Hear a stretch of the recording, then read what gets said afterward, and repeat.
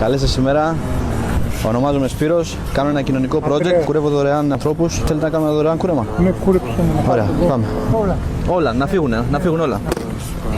Θέλετε, κύριε Αντρέα, να μου πείτε δύο πράγματα για τη ζωή σας, τι σας έφερε σε αυτή την κατάσταση? Να πέθανε η μάνα μου, πέθανε ο πατέρας μου και δεν είχα σπίτι, κοιμάμαι έξω. Αρρώστησα, αγχώθηκα, αγαπούσα μια κοπέλα και είπα ερωτική απογοήτευση. Τι ηλικία έφυγε η μαμά? 62. Και με την κοπέλα τι έγινε? Χωρίσαμε. Προβλήματα είχαμε, δεν είχαμε λεφτά. Δεν συγχωρευόσασταν. Δηλαδή πόσα χρόνια ήσασταν μαζί? 5. Εσείς δεν έχετε αδέρφια, κύριε Αντρέα? Έχω, αλλά είναι παντρεμένα.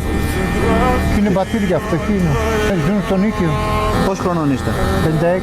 Εσείς είστε νέος. Δεν υπάρχει κάποια δουλειά? Δεν μπορεί, είμαι άρρωστος, έχω αρρωστήσει. Πονάνε τα πόδια μου και τώρα με πονάει και η μέση.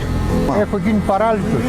Έχετε πάει σε γιατρό? Είναι από το ψυχιατρίο που ήμουν, έπαιρνα φάρμακα.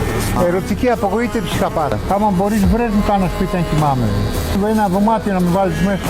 Όποιος έχει για τον κύριο Ανδρέα ένα σπίτι, ένα δωμάτιο, οτιδήποτε να μπορεί να μείνει, να μου στείλει μήνυμα. Αν μου λέγε κάποιος για κάποια δουλειά η οποία δεν θα ήταν πολύ κουραστική, δεν θα μπορούσατε? Τι θα σας άρεσε? Έχω και δίπλωμα αυτοκινήτου.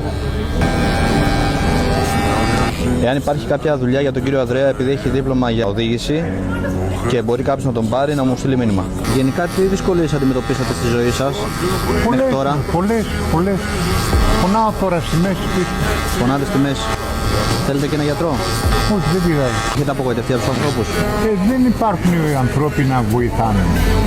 Ζητάω βοήθεια, αλλά δεν μπορώ να βρω. Κοίτα να μου βρεις ένα σπίτι να μου βουλέψει τώρα που είναι χειμώνας, κάνει κρύο. Ναι. Μπορεί, είμαι καλό παιδί, αλλά δεν βρίσκεται ένας άνθρωπος να κάνει ένα καλό. Έχετε συναντήσει τίποτα περίεργο στον δρόμο γενικά? Όπως θυμάμαι, ένας με πλάκωσε στο ξύλο. Πόσος πλάκος δηλαδή? Με χτύπησε μπουνιές στο πρόσωπο και έφυγε. Επειδή σας είδε στον δρόμο? Δεν θυμόμουν εγώ. Κοιμόσασταν και ήρθε και σας πλάκωσε στο... Για ποιο λόγο, για να σας κλέψει? Δεν ξέρω, δεν νομίζω. 4 ώρα το βράδυ.